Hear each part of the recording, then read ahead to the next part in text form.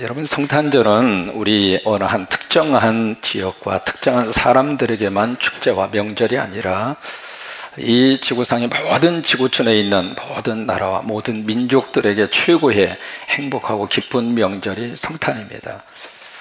그래서 이제 한국의 어느 한 절간 앞에 너무 멋진 하나의 프랑카드가 걸려 있는데, 프랑카드 내용이 축 아기 예수 탄생을 축하합니다. 절 앞에 쓰여져 있는 프랑카드가 하나 걸릴 정도로, 어느 교회에 새로운 가지고 와서 등록을 하셨는데 등록한 이유가 아주 감동적입니다. 절을 갔는데 절에 주지스님이 관상을 딱 보더니 당신은 절에 오면 안 되고 교회 가라고, 당신은 예수를 믿어야 될 사람이라고. 그러면서 교회로 이 주지스님이 전도해가지고 교회 와서 등록을 하신 거예요.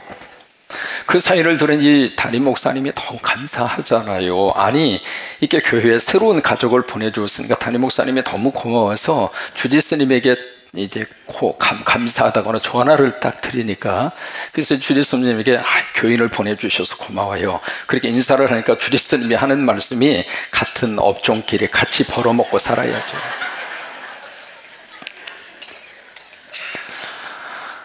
여러분, 복음서를 보시면은요, 마태, 마가, 누가를 가리켜서 공관 복음서라 그렇게 이야기를 합니다.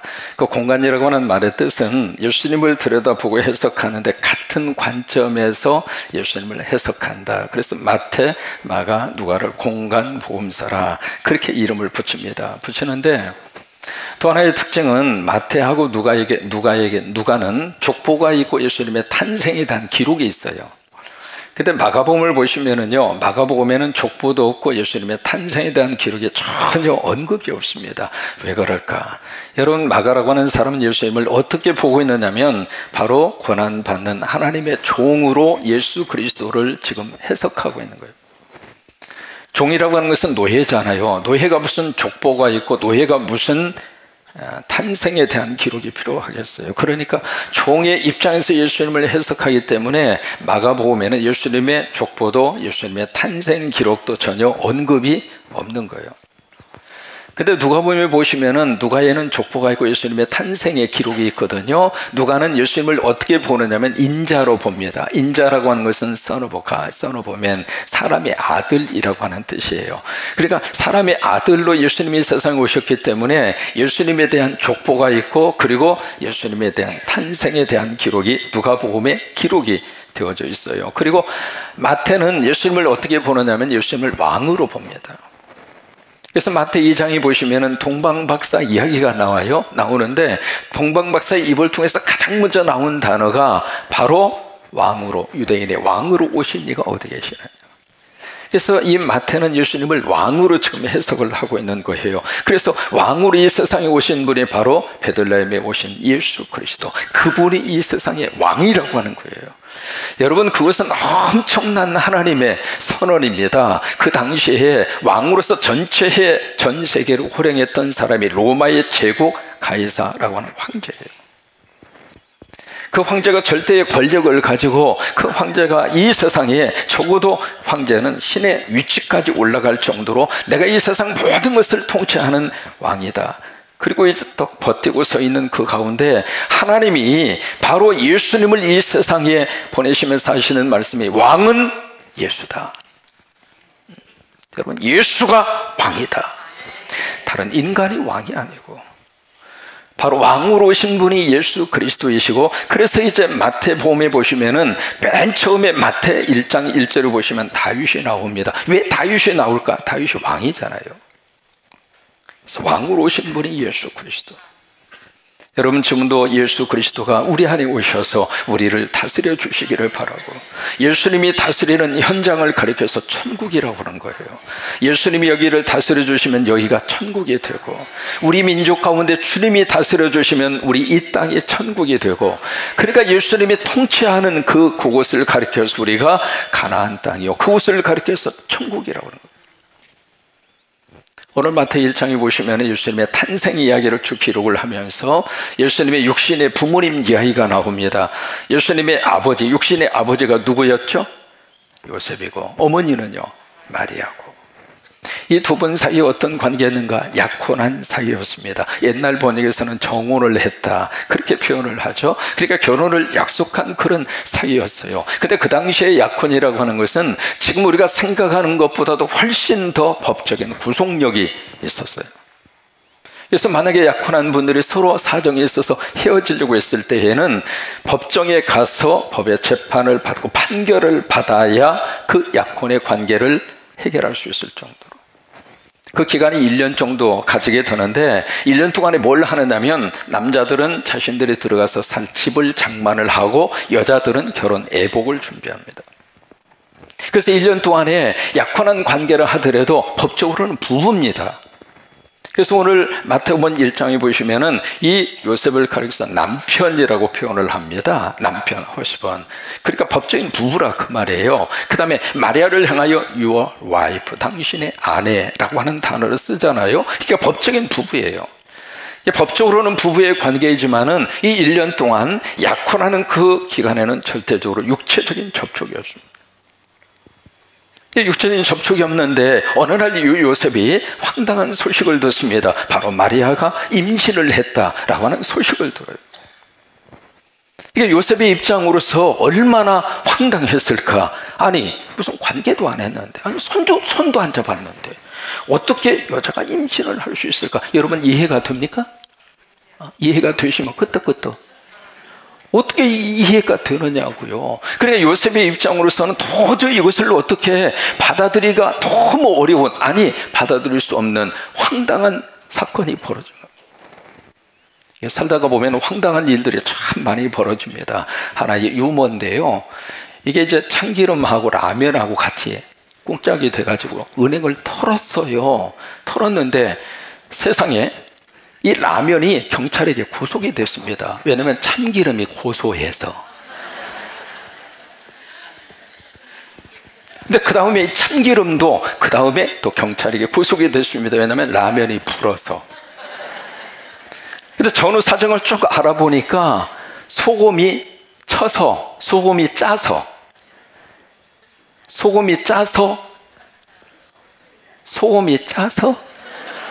이 사건이 벌어진 거예요.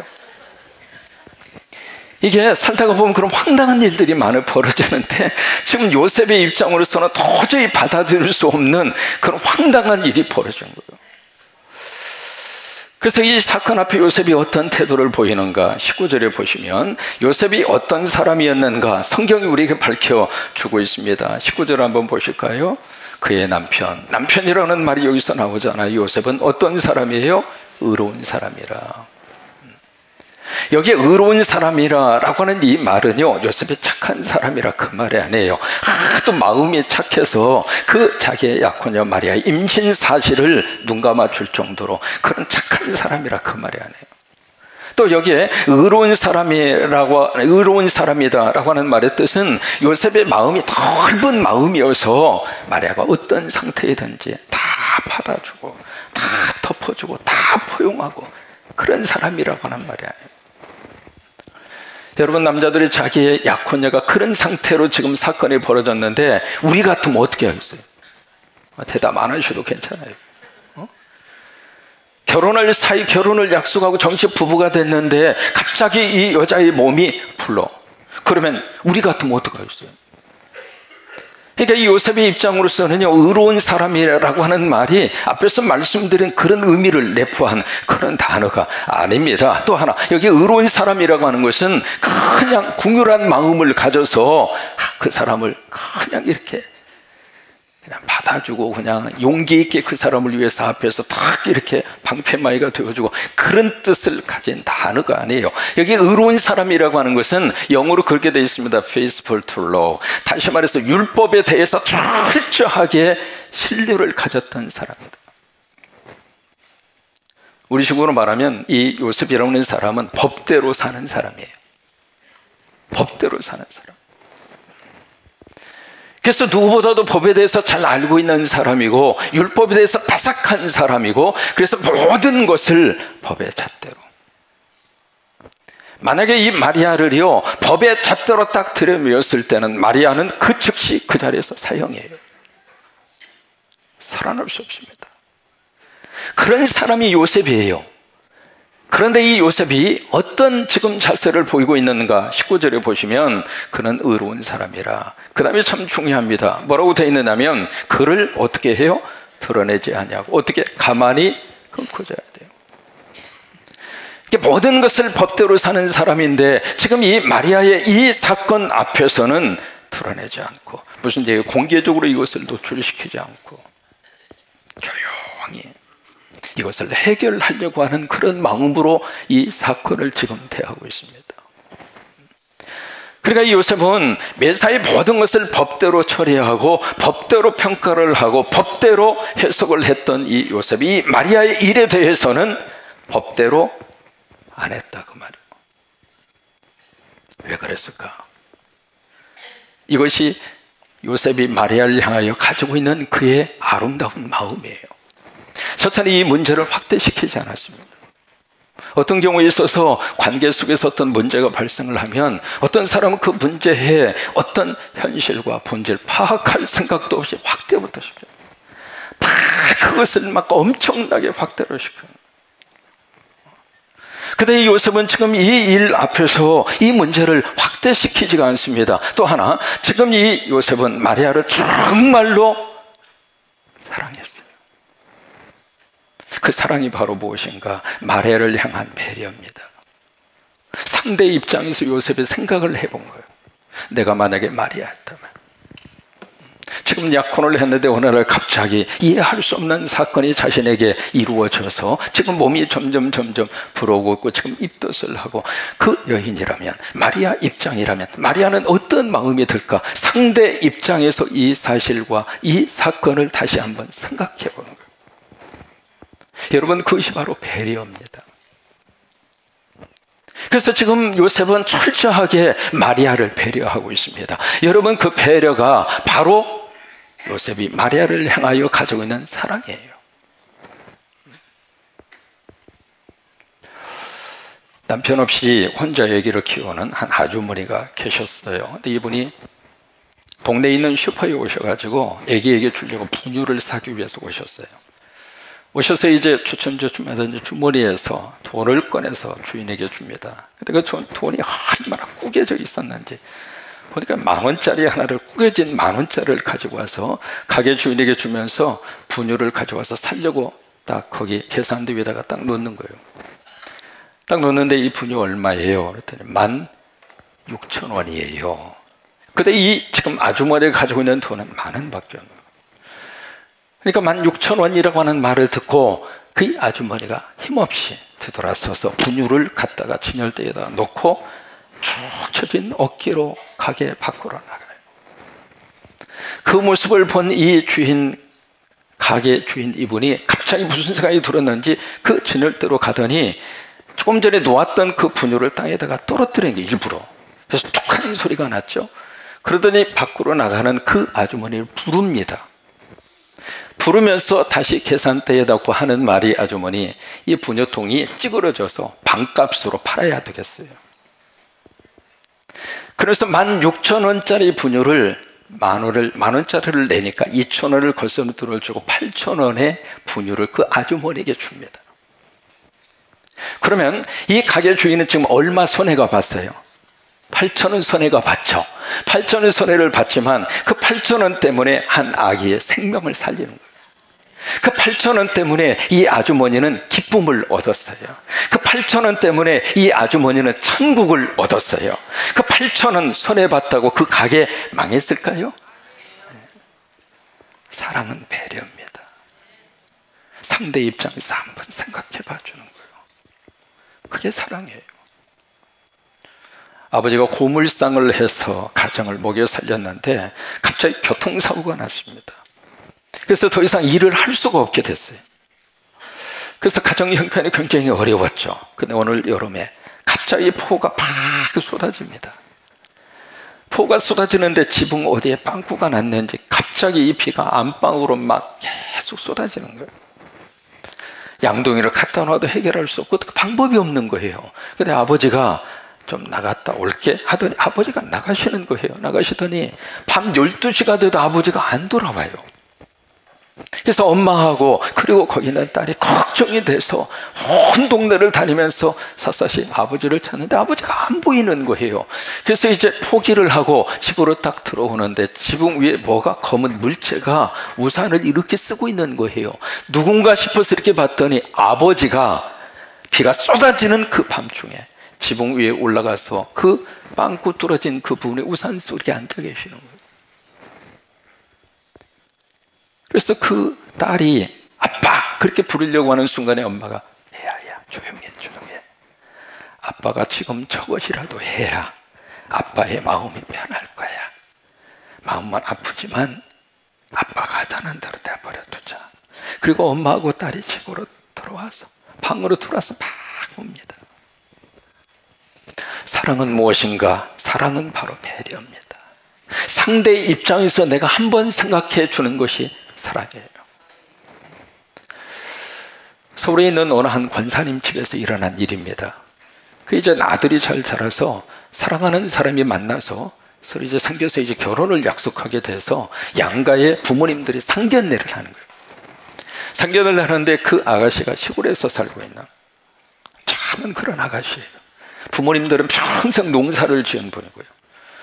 이제 부모님들이 상견례를 하는데 서울에서 고급 레스토랑에서 같이 이렇게 상견례를 합니다. 하는데 이 남자 쪽은 그 부모님이 중견 회사를 운영하는 사장님이에요. 그리고 이쪽은 시골에서 평생 농사만 짓던 시골 분들이고요. 그래서 서울에서 상견례를 딱 해서 식당에 이렇게 같이 이렇게 앉아서 이제 밥을 먹기 위해서 이제 앉아 있는데 어색한 그런 분위기죠. 근데 갑자기 시골에서 올라오신 그 아가씨 아버지가 그 앞에 있는 모자를 머리에 쓰는 거예요.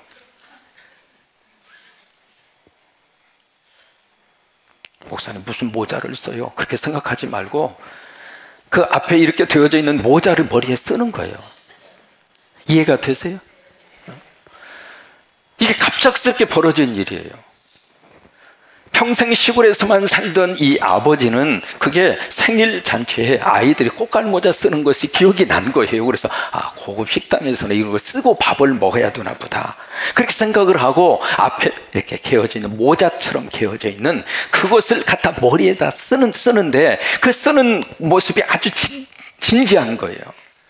그래서 말릴 틈새도 없이 모자를 딱 진지하게 쓰고 식사를 하는 순간 거기에 참석한 신랑 측의 부모님들도 똑같이 모자를 머리에 쓰고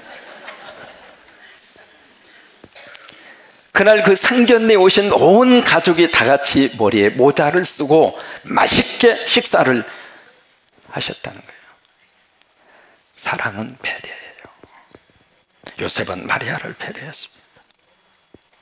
그래서 20절에 보시면은 요셉이 이제 결정을 합니다. 20절에 이 일을 생각할 때 무슨 일이냐면 이제 조용하게 이것을 해결하기 위해서 파혼을 생각을 합니다. 그래서 이혼을 생각을 한 거죠. 그걸 생각하고 있을 때 주의 사자가 현몽하여 이르되 다윗의 자손 요셉아 내 아내 요 와이프라고 하는 말을 쓰잖아요. 마리아 데려오기를 무서워하지 말라. 그에게 잉태된 자는 무엇으로 됐어요? 성령으로 됐어요. 지금 마리아가 임신을 한 것은 불륜 관계 속에서 나온 그런 생명의 씨앗이 아니라 사람의 씨가 아니라 하나님의 씨다. 하나님이 그로 하여금 생명을 준 것이다. 그러면서 여기 21절 말씀에 아들을 낳으리니 그 이름을 누구라고 해라? 예수라고 해라 라고 하는 이름을 지금 이 이름은 누가 주셨어요? 하나님이 주신 거예요. 여러분 자녀를 낳은 다음에 부모가 처음 그 자녀에게 주는 선물이 이름이에요. 그렇잖아요. 그 이름 속에 부모의 마음이 담겨 있습니다. 앞으로 이렇게 살았으면 좋겠다. 저는 이제 이름이 상령이잖아요. 서로 상자에 영화로울 영. 너 혼자만 영화롭지 말고 서로 영화롭게 같이 서로상 영화로울 영. 그래서 영자 들어간 사람이 괜찮은 거예요. 이게 부모님들의 마음이 그 이름 속에 담겨져 있잖아요. 그런 것처럼 지금 하나님이 이 땅에 인간으로 오시면서 이름을 주세요. 예수라고 해라. 그래서 그 다음에 거기에 대한 두 가지 목적을 제시를 합니다. 첫째로 어떤 백성? 누구 백성? 자기 백성. 그 다음에 두 번째 저들의 뭐로부터? 죄로부터 뭐 해요? 구원할 자. 이 두 가지의 것이 성탄에 주시는 하나님의 거룩한 목적이에요. 하나님이 왜 성탄을 주셨을까? 왜 하나님이, 그 창조주 하나님이 인간의 몸으로 이 세상에 오셨을까? 두 가지. 첫째로 자기 백성을 만들기 위해서. 여러분, 이 세상에는 하나님의 백성이 있고 하나님의 백성이 아닌 백성이 있습니다. 이 세상은 빛의 백성이 있고 어두움의 백성이 있습니다. 이 세상은 천국을 향하여 가는 하나님의 사람들이 있고, 또 하나 지옥을 향하여 달려가는 멸망의 자식이 있습니다. 세상은 둘 중 하나예요. 제가 살던 동네에서 한 40번 정도, 거기에 이제 떨어져서 가서 보면 세계에서 가장 큰 묘지가 있습니다. 그 묘지 이름이 로즈힐 메모리얼 파크라고 하는 세계에서 가장 큰 묘지예요. 그 묘지가 이게 차를 타고 한 3시간, 4시간을 달려야 한 바퀴 볼 수 있을 정도로 그렇게 큰 묘지거든요. 근데 그 묘지에 가서 보면 딱 한 가지 느끼는 게 있습니다. 거기에 모든 비석이 딱 둘로 나누어져요. 십자가가 있는 비석과 십자가가 없는 비석. 그러니까 이 세상은 둘 중 하나예요. 하나님의 백성과 하나님의 백성이 아닌 사람과. 성탄은 하나님이 왜 주셨는가? 하나님의 백성 만들려고. 하나님의 백성. 그래서 요한복음 10장 14절로 15절을 보시면 그렇게 말씀을 하세요. 나는 선한 목자라. 그 다음에 내가 무슨 양? 내 양, my sheep. 하나님의 양이 있다, 그 말이에요. 요한복음 13장 1절을 보시면은 자기 사람들이라고 하는 말씀을 하시고 있거든요. 자기 세상에 있는 자기 사람들. 이 세상 속에 하나님의 사람이 있는 거예요. 여러분이 성탄에 여러분 모두가 다 하나님의 사람이 된 줄로 믿어요. 만약에 아직도 믿음의 귀한 확신과 믿음이 없다면 이 성탄에 다시 한번 주님을 내 영혼 속에 모셔드렸어요. 영접하는 자, 곧 그 이름을 믿는 자들에게는 하나님의 자녀가 되는 권세를 주셨으니, 그러니까 그 예수님을 내 안에 모셔드리면 내가 하나님의 백성이 되는 거예요. 캐나다 온타리오라고 하는 거기에 시골에 작은 크리스찬 학교가 있었어요. 근데 성탄절에 거기 있는 학생들 전부 다 연극을 준비합니다. 내일 저녁에 우리가 교회학교 학생들이 하는 것처럼. 근데 연극을 준비하면서 한 가지 고민이, 거기 학생 중에 랄프라고 하는 한 학생이 있어요. 근데 그 학생이 좀 지능이 약간 떨어져요. 그리고 많이 좀 어눌하고요. 그래서 이 친구를 배역을 맡겨야 되는데 그 친구 배역을 맡겼다가는 연극이 잘 안 될 것 같아요. 그래서 이제 고민을 하다가 그래도 이 랄프에게 배역을 맡기자. 그 대신에 아주 간단한 배역을 할 수 있도록 하자 해서 무슨 배역을 맡겼느냐면 여관집 주인 역할을 하도록 한 거예요. 여관집 주인은 딱 대사 한마디만 하면 돼요. 요셉이 와서 막 문을 열어달라고 하면 문을 삐끔히 열고 딱 한마디 하면 돼요. 방 없어요. 영어로 말하면 no vacancy. 그 딱 한마디 문 딱 닫으면 되거든요. 그것을 딱 3번만 하면 돼요. 그래서 이제 그 역할을 맞춰서 연극 연습을 하고 드디어 이제 성탄절 연극을 하게 됐어요. 드디어 이제 랄프가 등장하는 그 연극의 그 순간인데 막 요셉이 와서 막 문을 막 놓고 해요. 지금 내 아내가 배가 불러서 지금 막 얘기가 금방 나오려고 그러고 아무도 우리가 갈 데가 없고 막 슬픈 표정을 지으면서 막 요셉이 그렇게 얘기하니까 이 랄프가 삐끔히 문을 열더니 No vacancy, 방 없어요. 그리고 문을 탁 닫고 뒤로 가요. 야, 우리 랄프가 연극을 기가 막히게 잘하는구나. 그리고 이제 두 번째 요셉이 와서 막 똑같이 그래요. 두 번째도 문을 열고 딱 No vacancy, 방 없어요. 그리고 이제 문을 딱 닫고 가요. 이제 한 번만 하면 되거든요.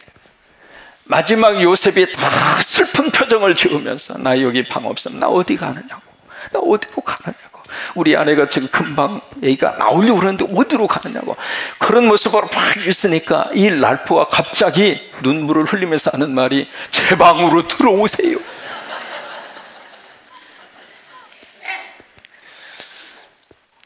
Come in my room. 제 방으로 들어오세요.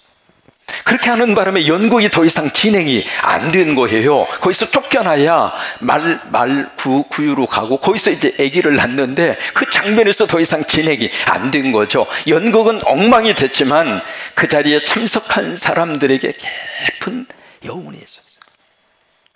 제 방으로 들어오세요. Come in my room. 여러분, 성탄은 예수님을 내 방으로 모시는 시간이 성탄. 안방에도 주님이 들어오시기를 바라고, 우리 자녀들이 살고 있는 공부방에도 주님이 들어가셨으면 좋겠고, 우리가 살고 있는 이 군산 저기도 주님이 오셨으면 좋겠고, 그러니까 come in my room, 내 방으로 주님을 모시는 거예요. 그러니까 주님을 내 방으로 모시는 순간 우리가 하나님의 백성이 돼요.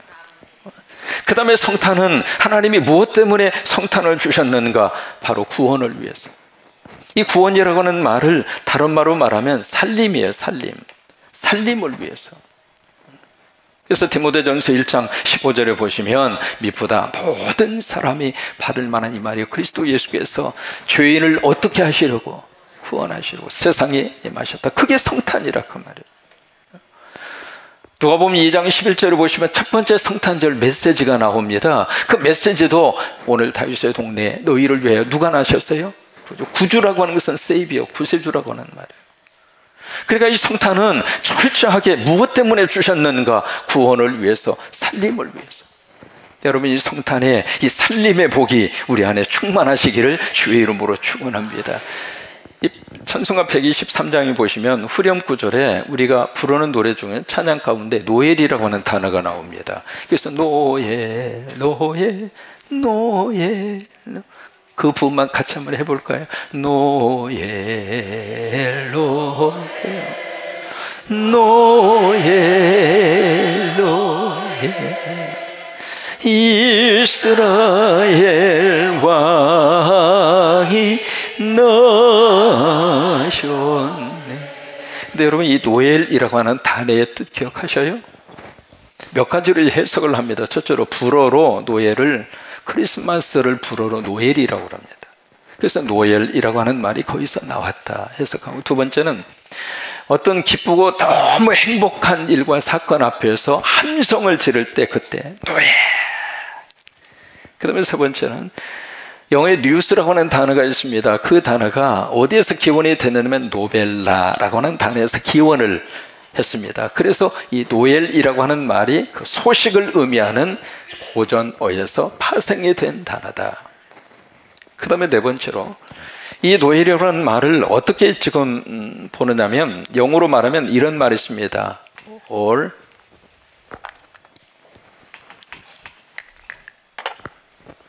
now, 지금 all, 모든 것이 is well 이라고 하는 말이 있거든요. 지금 모든 것이 잘 되었다.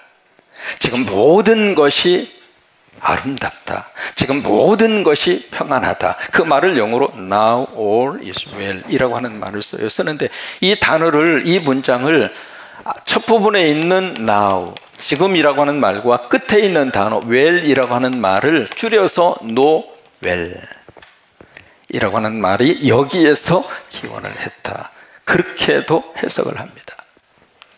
그러면 이 말씀 노엘을 이렇게 우리가 받아들이면 지금 모든 것이 다 잘 됐다. 지금 모든 것이 평안하다. 지금 모든 것이 좋게 됐다. 그렇게 만약에 노엘을 우리가 받아들이면 성탄은 우리에게 있어서는 구원입니다. 죄로부터 우리를 구원해 주시고, 슬픔으로부터 우리를 구원해 주시고, 하나님과의 관계가 틀어진 것으로부터 우리를 구원해 주시고, 그래서 여러분, 이 성탄에 노엘의 축복이 넘치기를 주의 이름으로 축원합니다. 정리합니다. 예수라고 해라. 이 예수라고 하는 이름은 누가 주었어요? 하나님이 줬어요. 이 이름을 주시면서 두 가지, 첫째는 자기 백성. 성탄은 하나님이 하나님의 백성 만들기 위해서 오신 날이 성탄이에요. 두 번째, 저들의 죄로부터 구원할 자이심이니라. 성탄은 바로 구원하기 위해서 하나님이 오신 날이에요. 그래서 성탄은 우리를 살리기 위해서 오신 하나님의 날이에요. 여러분이 성탄을 통해서 노엘의 복이 넘치기를 주의 이름으로 축원합니다. 메리 크리스마스!